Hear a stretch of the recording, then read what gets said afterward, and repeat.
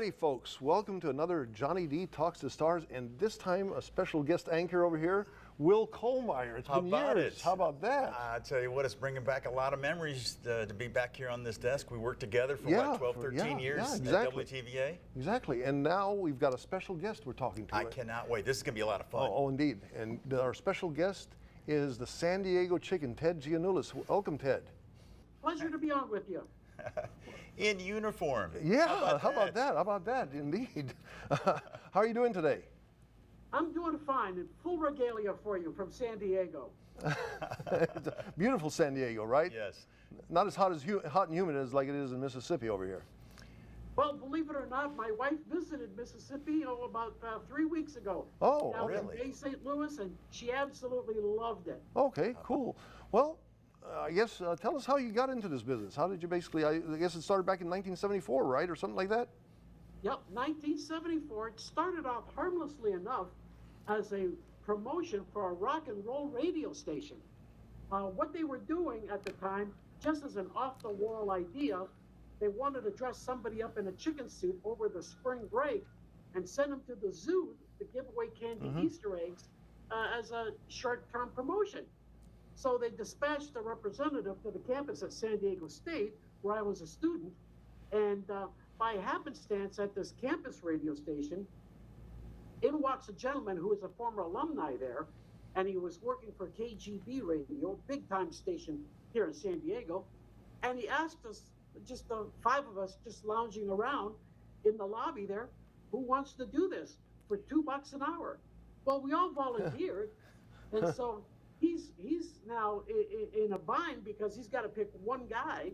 So he looks around the room and he quickly points to me and he says, "Hey, you, the short guy, you fit the suit best of all.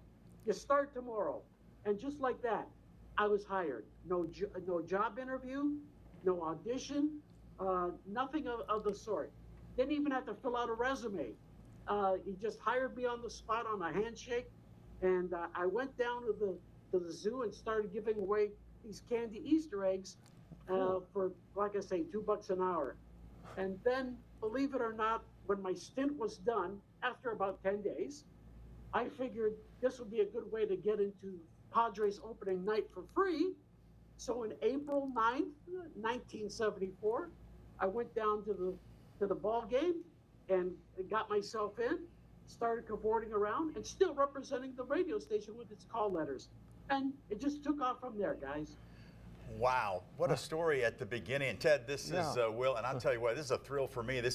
We're turning the clock back a little bit. I was a huge fan, unbelievable fan growing up, and let's just talk about that. Okay, so now you're at the Padre games, you're getting in for free. Take us to the next step. How did you now become from just representing, doing a promotion, to become the famous Chicken? Well, I was still representing the station, and I went on to represent them for 5 years, kind of like an ambassador at large.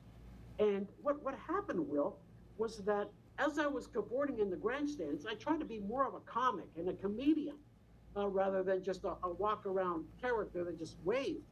So I was, again, trying to bring attention to the radio station. So I would do comedy bits. I merged my love of comedy at the time with my love of sports and produced this unique act. And it's really something. It started making people laugh throughout the stadium. And the Padres were loving it.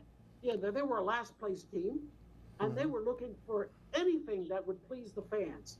So the team couldn't give them victories, but they could give them laughs in the stands. And it just snowballed from there. So eventually, going from Padre games, I started going to concert events and parades and trade shows, school assemblies, weddings, bar mitzvahs. Again, I was an ambassador at large for the station, and it snowballed in popularity. And as it did that, I created a niche for myself, you might say. Yeah, that's some kind of niche. Indeed, indeed. I mean, Jack Murphy called you the embryonic Charlie Chaplin in feathers. What do you think about that? That was high praise from the late, great Jack Murphy, I must say. That's the way it really was. I saw myself as a fuzzy Harpo Marx, and he saw me as an embryonic Charlie Chaplin because, I would communicate to the audience through body language and they would respond through the universal language of laughter. So we really had a good rapport going in that regard. And, I would have like basically 90 seconds between innings to go out there and do some chicken shtick, as we would say in the comedy business. You got to say that carefully. But I would go out there, and it's surprising. Pretty soon, I got my ideas from umpires, players themselves, coaches, broadcasters, fans, vendors, the peanut vendors. Everybody was giving me ideas, and I was having my own input, and it just, like I say, created this aura. And you know what we were doing at the time, guys?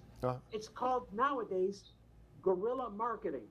We didn't know it at the time, but we were taking our brand and putting it in unorthodox locations to create attention. And it just took off from there. So, we were literally on the ground floor of what was called guerrilla marketing, but it was accidental to us. We didn't know it, but it was working. Oh, it was working, no doubt about that. Hey, John, one of my favorite bits, and Ted, I want to ask you about it, was he was talking about the umpires. I like the old ump, shine, and fine. What Ted used to do is he'd get out there and he'd shine the shoes of the umpires, and then you would ask for a tip, Ted, but you never got the tip. No tip. Cheap.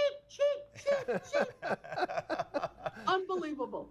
And so I would get into this argument with him, on the field for no tip, and then the umpire would throw me out of the game, and then I would beg for forgiveness. I would kiss his feet, and probably, his backside too, but it was to no avail, and I had to leave the game. But I got to tell you, the umpires were all in on all these jokes, and the fans loved it, and especially when I did other gags with the visiting team and their coaches and everybody. Again, I try to put on a comedy show because sports is entertainment, but I looked at it this way. How can I entertain this audience, especially between innings when they're just watching grass grow? And that's how it was back in the day. Nowadays, of course, they've got, jumbotrons and diamond visions and, big screens, video boards. But back then, it was pretty organic. And after I developed one gag, it led to another gag and a third gag. And the Padres, bless their hearts, they would encourage me. They would encourage me so much. And I would go out, and they were the ones that invited me to go on the field and goof off with the players and the umpires. And everybody was on board with it. So, it was the perfect storm for me. Well, you say goof off. Did you ever accidentally maybe go too far and they said, okay, now you've gone over the line? Did that ever happen? Oh, there have been a few occasions. I got to tell you, there was one time when I was performing in Seattle for the Mariners, and the Yankees were in town. And Ron Guidry, who was the Cy Young pitcher back in his day, he comes to me before the game because he's pitching, and he says, and he's from Louisiana, and he says to me, Ted, my wife is a big fan. Is there anything you can do with me so that they could see it on TV back in New York? She would get a big kick out of it. So I planned a little sketch with Ron Guidry in the third inning. So here comes the third inning, and the Yankees had just struck out. Lou Piniella was at bat, and he ended a rally by striking out. And of course, Lou Piniella, who is a hard-nosed left fielder for the Yankees, good all-star player, by the way. He was pretty hot under the collar that he had struck out. So as he's walking out to his position, he sees me goofing on the mound with Ron Guidry. Unbeknownst to him, Ron is in on the gag. So Lou gets mad. He gets mad, and he takes the mitt from about 50 feet away, and he throws it at me. And to show you how his night was going, he missed. But still, he was mad. The fans are going nuts. They think, oh, this is all part of the sketch, right? No. And he starts yelling at me, and then he starts chasing me around the diamond. And I'm running because this guy is screaming at me, okay? And so I finally bolted off, and he goes to the umpire, and he complains to the umpire. And now the fans recognize, oh no, Lou has really blown a gasket, you know. But he finally went out to left field and finished the game. And then years later, believe it or not, our paths crossed again with myself and Lou. And he was very kind, very cordial. He just asked me to understand the moment, which I did, no problem. But it got a tremendous response. But to Lou, it was pretty much over the line. But a sellout crowd at the Kingdom of 55,000 people, they went nuts. They thought it was hysterical until it wasn't. And they still laugh through. That's a cool story. What a classic story, Ted. You talked about with Guidry being a visiting team. I was born and raised in Madison, Wisconsin, so I went to obviously a big Brewers fan, and I remember one of your bits was with the Brewers, and I think it might have been in San Diego, and you actually ran over the catcher, then you came back a bit, and then you did the slow motion, did the replay. Did you talk with that Brewer catcher? Did you talk it over beforehand, or was that just all ad-lib? Yes, believe it or not, I thought everything I did at one time was ad-lib and spontaneous. But when it gets a good reaction, I remember it and make it a permanent part of the repertoire. And I know exactly the thing you're talking about. Well, it was in Toronto when I was there for the Blue Jays, and the Brewers were visiting. Okay. And so I got with the catcher and did the whole slow motion replay, kind of like for the veteran baseball fans, kind of like when Pete Rose ran into Ray Fosse at the All-Star game back in the 70s, that big collision at home plate to win the game for the National League. So I ran the bases, leading off of first base. I ran to second, pop-up slide, led off of second base, ran to third with a headlong dive. And again, while the pitcher is warming up with his catcher, I gauge it and then make a dash for the plate. And as the catcher makes the grab, he turns to block the plate, and we collide, and we both tumble. And then I back it up about 10 feet. He resurrects himself, reassumes the position, and we enact the last 10 feet in slow motion replay. And of course, the audience goes nuts. And it was a wonderful moment. But that scene was actually in Toronto. How about that? When I was there as a guest of the Blue Jays. How about that? And I mean, all this time, from the 1970s all the way until modern day. But you basically, have you retired, or are you? I mean, I know you're still doing some stuff, but you've certainly slowed down over the last several years, right? Oh yeah. I've been doing this now for more than 50 years. Wow. And I've really slowed down now. I'm in my 70s, believe it or not. I still feel like a spring chicken, but you believe me, the heart is willing. The bones are saying, wait a minute, let's think this out first, okay? But I still enjoy so much of what I do, but I have really toned it down. And I don't do the national tours anymore. I used to be on the road 250 days out of the year. My goodness. Not only coast to coast and across the entire continent, including Canada and Mexico, but I would also go overseas as well, by invitation, by all of these sports teams. But nowadays, I've really cut it back, and I'm enjoying life in San Diego. Oh, there you go. But there was a time, like I say, for 250 days, I didn't even know my own hometown. But I enjoyed what I did. That's cool. The thing. I enjoyed being out there and visiting with all these fans in all these towns, and it was a remarkable experience for me. Something I still cherish to this very day. Absolutely, and because it was a passion of yours, it's something, I know you told your kids, and I've told my son, that find something that you love, find a lane that you love, and you'll never figure it out. It won't even ever be work. Exactly, yeah. Ted, let's turn the clock back a little bit. Okay, you're in elementary school, and the teacher, it's that class that says, okay, what do you want to be in life? I know you did not write down, I'm going to be the most famous chicken in the history of the world. What were your expectations? What were you thinking about that you wanted to be in life back in those elementary days? In my elementary school days, I wanted to be a big league shortstop, believe it or not. Okay. And then when that didn't work out, I wanted to be a goalie for the Montreal Canadiens. That didn't work out because I didn't have really the size for these things. But then I figured, well, how do I get into the game for free? I know, I'll be a sports writer. And I love to write and cover the sports themselves. And so that's what I wanted to be, a sports journalist, like yourself, Will. Yes, You know, absolutely. Believe it or not. But I got sidetracked into this when I was still in college. And so guess what? I still ended up going to the games for free. I mean, again, you get to go games for free, whichever way you can, right? That's nothing wrong with that. I've enjoyed it all these years as well as a sportscaster, Get that like press Ted was pass, talking about. Yeah, that press pass, absolutely. And getting to meet people. I know you met Ronald Reagan. I mean, that's at least one of the big presidential photos you have of meeting a president. Have you met other presidents and other famous folks?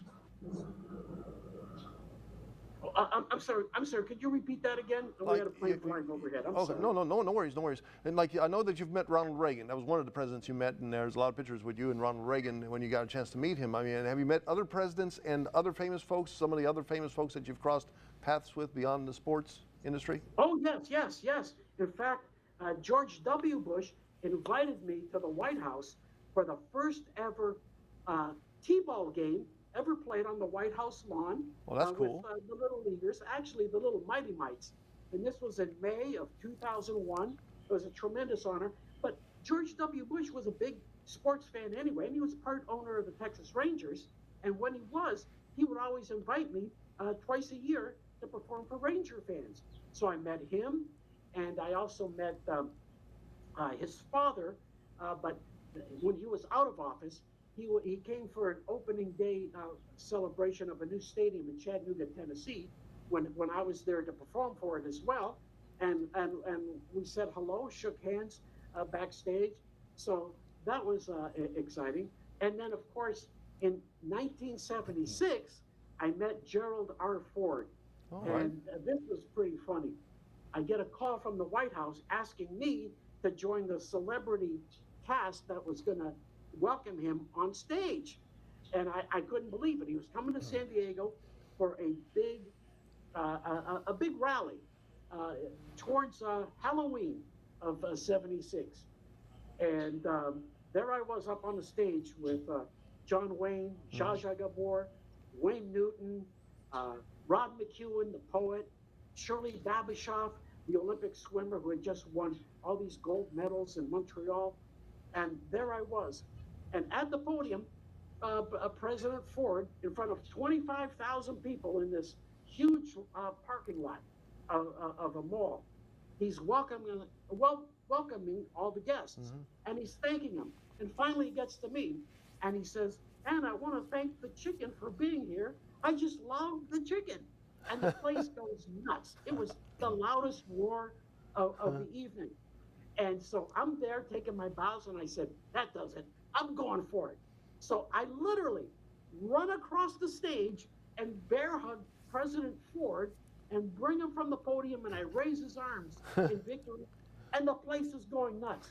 And believe it or not, it was incredible. And I shook his hand and then went back to my position, and it was a dare that I tried, and it worked out. And of course, I don't want to brag, but that year, in a very close race against Jimmy Carter, which he won, as we know, President Ford carried California, and it was tied all the way down until they got to San Diego, and San Diego put him over the top to carry California in the '76 election. Cool. How about that? That is so we even drifted into politics a little bit Yeah. here. I got to ask you though, Ted. I mean, you're just naming all this. It's like a who's who. And when you were in the prime, I mean, I know you're still entertaining. You're entertaining us, that's for sure. But in your prime, did you ever, like, when you're going to all these different places all around, not only the country, but the world, did you ever pinch yourself and just like, is this for real? I mean, this is like, it's like a movie kind of a deal that you're living it, though, in real life. You're absolutely right, fellas. I got to tell you, I did, and I never took it for granted. It was fun. And every stadium that I went to, just about, it would sell out. Sell out. And believe me, in the minor leagues, that was really difficult. You can sell out major league stadiums, no problem, because if the hyped up promotion isn't what it is, well, you still get a big league game. But in the minor leagues, where people didn't even know any of the players, that was really something. So I would go into, be it Des Moines, Nashville, El Paso, Jacksonville, you name it, and it would sell out, completely sell out. And the general managers would go nuts. They couldn't believe it. And they would sell out all their concessions, and they'd sell a lot of their souvenirs. And what I did was literally bring out people to the ballpark who've never been before. And so I was like a magnet, attracting a lot of first-time fans and the usual baseball fans themselves. And it was laughter every inning. And it worked. It worked as a promotion, and it was fantastic. And I still pinch myself to this day. I still remember all these stadiums. I still remember all the people. It still excites me. Even though they're past memories, it was magical moments back then, all the time. And not just here in the States, but in Mexico where I went, and throughout Canada where I went, and throughout Europe when I went. People laughed, and even in Asia, people laughed. And I gotta say, it's incredible. I couldn't speak the language in some of these foreign countries, but they were my best friends. We were exchanging laughter, and they got it, and it was great. It was a tremendous rapport. And so when Jack Murphy says, this guy's an embryonic Charles Chaplin, Charlie didn't speak either. And, a lot, what he did was through body language. It resonated. So, like I say, I just discovered this by happenstance, and it took off. And I pinch myself. You're absolutely right. I still pinch myself to this day.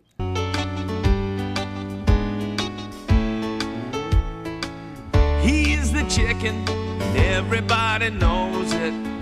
Things about him might be kind of strange, yeah. He's the chicken, there won't be another. Ain't it great that he's never changed? Got his own little way of walking. He's got a funny way to smile. Got a simple way of squawking. Turns the women really wild. Really wild. He's the chicken, And everybody knows it. things about him Might be kind of strange, yeah. He's the chicken, There won't be another. ain't it great that he's never changed? He's not a bird who likes to carry his tail low. Oh, he can't even fly. All he wants to do is live for the laughs. People love the guy. They love the guy. He's the chicken, everybody knows it. Things about him are kind of strange, yeah. He's the chicken, there won't be another. Ain't it great that he's never changed? When he fools around on the field, the fans are laughing in the big grandstand.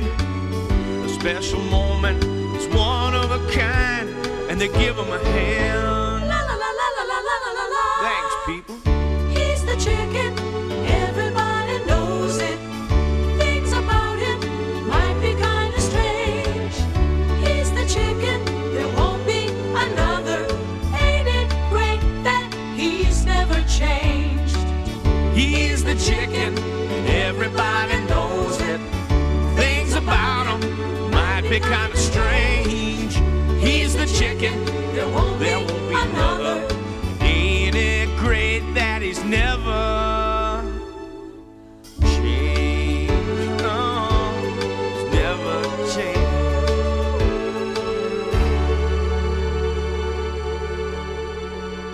How about that? You called him, I guess you called yourself the Harpo Marx also, I mean, not Oh, just yeah. the Charlie Chaplin. That's The Harpo right. Marx I can understand by being quiet and everything, and definitely. I know that I mean, you've been in the uniform. I know that I've heard like Pete Rose at one time wore it, and I guess Peyton Manning in a couple of just humorous things. But I mean, but most everything else has been you, right? I mean, it's not like you Yes. ever loaned it to somebody to say, okay, I can't work this night. I mean, you know, and just said, hey, can you step in as the San Diego Chicken? I mean, you did all of the stuff, right? All of it, 100%. But when Pete Rose wore my outfit, it was part of a gag at WrestleMania, one of the WrestleManias. And he had a running theme against Kane, this monster wrestler. And apparently they had friction, you know, and so one night at WrestleMania when I was performing, you know, I finished my bit, but as the storyline goes, Pete Rose stole my outfit. Okay? And Man. he donned it. And so as Kane steps into the ring for his match, here appears the fake San Diego Chicken, and he starts attacking Kane. Kane gets suspicious, like, who is this guy? Who's this chicken? He was just, what? So he rips off the head, and it's Pete Rose, his arch nemesis. And they grapple for a minute, and then he takes Pete in the costume with the head off, and he pile drives him into the canvas and finishes him. And then Pete Rose, this chicken, had to be carried out of the ring as Kane again ends up being victorious. And as you might know, to this day, Kane is the mayor of Fort Knox County in Tennessee, believe it or not. Yes, he is. Yeah, How indeed. about that? Yes. Yeah. Well, obviously you're a big deal. You've been a big deal for decades, and you've inspired so many others. I mean, the mascot wasn't really that big of a deal until you came on board. And now when you look at the other mascots, do you have a favorite? Do you have one or two that like stand out like, hey, you know, they might be a little bit higher on the shelf than the others? Well, fellas, I really shouldn't say this in Mississippi, but I gotta tell you, my favorite has gotta be the University of Florida Gator, Albert the Gator. Yes. To me, that is a hysterical outfit. He's got the little turtleneck going, and he's got that protruding tail, and that gator face. I gotta tell you, it cracks me up. It cracks me up. And then I saw him, a few years back on the sidelines of a football game, gesticulating on the sidelines, trash talking, like, rah, rah, rah, just before they go commercial break. You know how they cut away to a shot, and here he is, gesticulating like crazy, like, we're going to eat your lunch, and he's going crazy. And then his wife, Alberta, just steps in and tries to calm him down. They say, now, dear, don't worry, don't forget.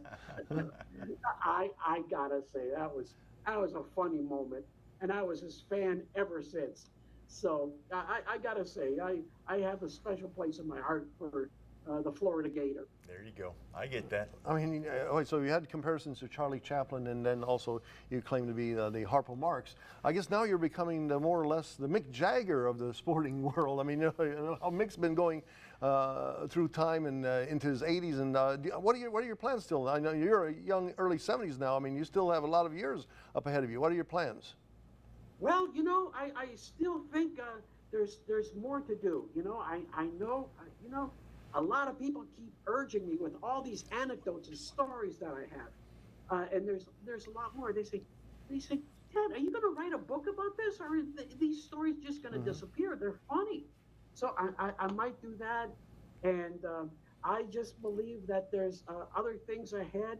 I don't know if it'll be with me in it, but I give it a try. But there's only so much gas in the tank, really, and then you got to give way. But we'll see what it transpires. But I got to say this, guys. If no one else ever performs in my character, and who's to say if that'll ever happen? If I walk into the sunset and retire the outfit, I'm okay with it. It's kind of like Babe Ruth's number 3. Nobody will ever wear that uniform again. It's that special. I like to think. Cool. And so I'm okay with whatever the future holds. I love it, and obviously we think you still got a little meat left on the bone. I can tell. Maybe there's a little pun intended there. Maybe a tiny amount of pun. I get nervous over statements like that. It's still, I'm telling you what. Now, obviously, I do a lot of play-by-play, and my wife tells me, "Will, let's just watch a game. You know, let's just not let you hear and you don't have to call the game tonight." What about you at the home front? I mean, when you're watching something, are you just kind of, do you have your switch on? Are you entertaining even at the house? Oh, yeah, I try to get my wife to laugh every day. You know, I've always got a joke or an offhanded remark or something, but I like watching the sports, and I'm entertained by a good sports event. Doesn't matter if it's baseball, football, hockey, even basketball. I can sit and watch a good entertaining event, and sometimes I ask myself, oh, what would I do in that situation where this peculiar thing happened or that weird play happened? You know, what would the chicken do? And you know, and then I say, hey, Ted, you got to let it go, okay? You got to let it go. Those days are pretty much behind you for the most part. How about that? But like I say, I'm still stimulated by a lot of things. I have a lot of interests anyway. So, you know, it carries me nonetheless for everything. Well, it sure has been a pleasure to have you here. Goodness. I mean, you know, we this could is talk great. all day. Yes, I know. I mean, this is unbelievable, Ted. The ones you collapsing in that uniform over there in San Diego. I'm sure it's pretty warm over there. One last question. My question to you is, why did the chicken cross the road? Oh, that's simple. To get away from a dumb question.